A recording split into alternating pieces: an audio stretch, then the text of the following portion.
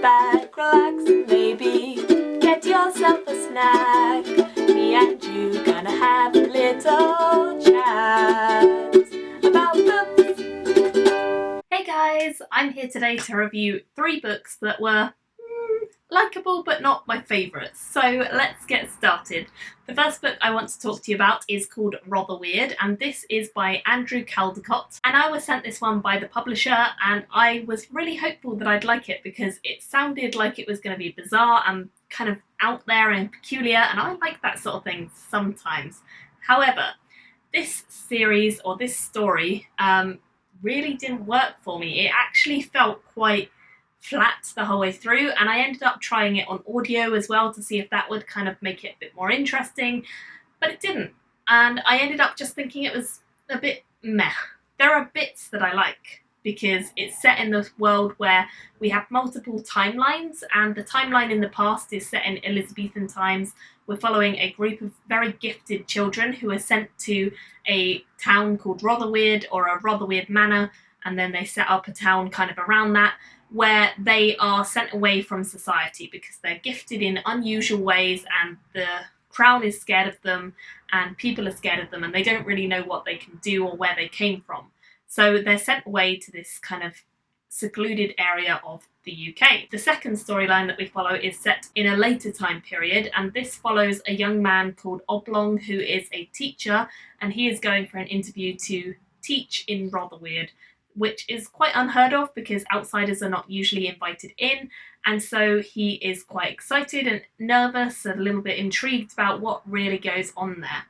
So he goes and he gets the job, and we follow not only the past storyline of kind of Rotherweird's development and how it all got set up, but also the present storyline of Oblong and his investigations there as a history teacher who cannot teach the history of Rotherweird but can teach other things, and just generally trying to uncover what his predecessors were fired for and what happened to them and what really is going on in this very bizarre little town.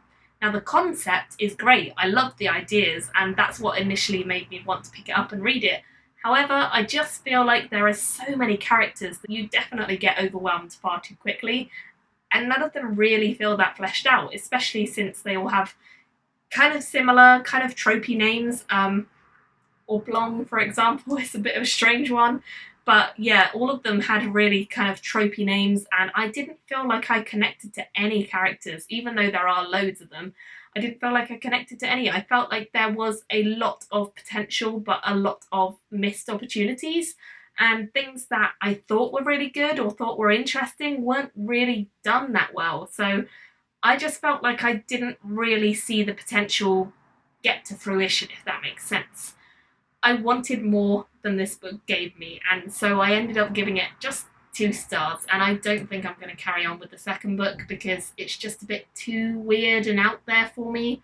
It's just not my cup of tea. Moving on to books that I actually did like but I didn't love. So the first of those is Only Human by Sylvain Neuvel. This is the 3rd and final one in the Themis files. And I was expecting good things from this because I actually really enjoyed the second. The first one I thought was good but not great. The second I really enjoyed, and the third was back to sort of okay but not brilliant with some good points. I feel like this author could have taken this series in a really cool direction, and yet he kind of chose not to. So it wasn't the ending that I was expecting. In the second book, we see a lot more potential open up, and we see the characters really start to kind of understand one another a lot more, and relationships start to form. And I feel like there's a lot of development in that one, and we really get progress. The whole book, or the whole series, is told in different artifacts and newspaper clippings, radios, letters and diaries that people have kept. So it's all sorts of different formats, and the audiobook narration is told in various different voices by different people. So I think that worked, and the audio again was good, but the story of this one just didn't really live up to the hype and excitement that was built up to in book number 2. So I just didn't feel like this one really got going. I definitely like the characters because I liked them in the first 2 books, so I feel like there's a lot to like about them, but the second one had a lot more tragedy, a lot more ups and downs, a lot more just high stakes, I feel like. And then this one comes along and it starts out with so much potential on this alien planet with big metal robots everywhere, and just stuff going crazy, and you're like, wow, this could be great. And then it just kind of did a plateau, and I was like, oh, well, that didn't pay off.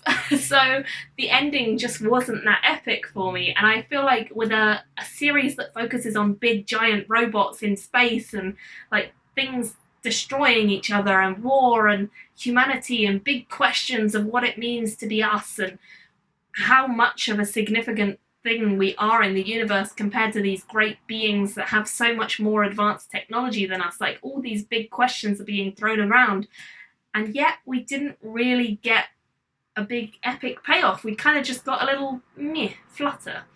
I don't know, I just don't feel like it really did what it tried to do. So I gave this one like a 2.5 bordering 3. It was likable, but it wasn't great. So that's kind of where I felt with that, and I'm a little annoyed because I feel like when a series end is not great, it kind of puts you off a little bit, because you're like, I read 3 books now and you're still on not so great at the end of it. The final book that I want to talk about in this review is one that I did like, and that is called The Heresy Within. This one I mainly listened to on audio, and I am very happy to say that I did enjoy it. It's by Rob J. Hayes, who is an author that I've been very much liking recently, and I've been trying out his different series, and I believe this series is actually his kind of debut series, the one he started with. So I think you can tell that from reading this. He's come a long way in later books and later series, but this one definitely still feels like a fun fantasy story. It is quite dark because this is, I suppose, a grim, dark book. And we're following 3 main characters who are called Jezet, the Blackthorn, and the Arbiter. So these 3 main characters are kind of all from very different walks of life. And I think of the 3, Jez was both my favourite and the one that irritated me the most. She is quite a warrior person, quite a bizarre character, I think because she's so far removed from anyone that I've ever met in my real life, and so I couldn't quite get my head around who she was as a character and like her motivations and why she would do things in a certain way. So she was a good character for being sort of a fierce lady, female character at the centre of things and doing her own thing and not really taking any crap from anyone. I liked that about her, but also I just didn't get her. She is the sort of character who knows what she wants and how to get it, and she's not above just like when sex is easier than fighting, she'll just do that. She's not above that. She's happy to do those things.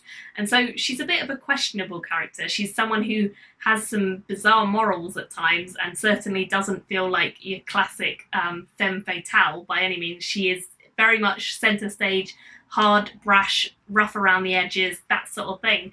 And I like that about her, but I also have to say she's just a bit bizarre. I'm not sure what to make of her really, but I did like her ultimately. I just found some of the things she did to be a bit, I don't think I'd have done that. The Arbiter, Thankwell, is the one who I kind of found a little bit of a wet blanket at first. He was a bit boring. He didn't really have his story get going until he meets up with Jez later on, and I feel like that was a bit of a weakness for him. However, he does give us some insight into the Arbiters and what it means to be an Arbiter in this world, and how they kind of hunt down essentially witches and warlocks and magical people. I definitely like the mission he was on. He is on a mission to try to root out the heresy from within the order that he works for, and he's very much kind of abandoned by the other arbiters because obviously he's trying to find out who is plotting against them, and obviously that is a little bit, you know, something they can't be involved in, so he's kind of abandoned a bit, and he ends up hiring Jez as a kind of bodyguard slash someone to help him with his mission. I like the Blackthorn a lot because he is quite amusing. He is a typical kind of womanizer and drunk at times, and he's that classic stereotype, but he is fun. He is someone that you can laugh about and kind of laugh with a bit more. And he kind of brings a bit of banter and humour to the situation, which can be very bleak in this story. There's a lot of dark, twisty moments as well. The Inquisition, which the Arbiter is part of, is made up of a god emperor who's kind of at the head of everything, and then the Inquisitors and the Arbiters are below him. The Inquisitors are the ones who are kind of on the council, like the governors, I suppose, of the Arbiters. They send them out on the missions and they kind of rule over things, and then we have the Arbiters who are basically like witch hunters, and they just go out and kill and hunt witches, essentially. Overall, I would say this is a fun grimdark. It definitely has good moments, but it does have some bizarre character moments where I didn't feel like it quite gelled, and I think that's probably down to the fact that it is a debut, and so therefore the author is still establishing the styles and kind of getting things a bit more right. I do think maybe the later books in the series would be better, because having read Rob J. Hayes' other books since this series, I know they are really, really strong. So I definitely think you can see his progression in this a bit more than you can in some of the other series, and you can see where he came from. It's definitely a fun grimdark. It's not my favourite grimdark, but I gave it a solid 3 stars. So it's likeable, it's got some good points, but it definitely has the elements of a debut as well. So those are my thoughts on those 3 books. I'd love to hear your thoughts down below. Thank you all so much for watching, and I'll see you very soon in my next video. Bye guys!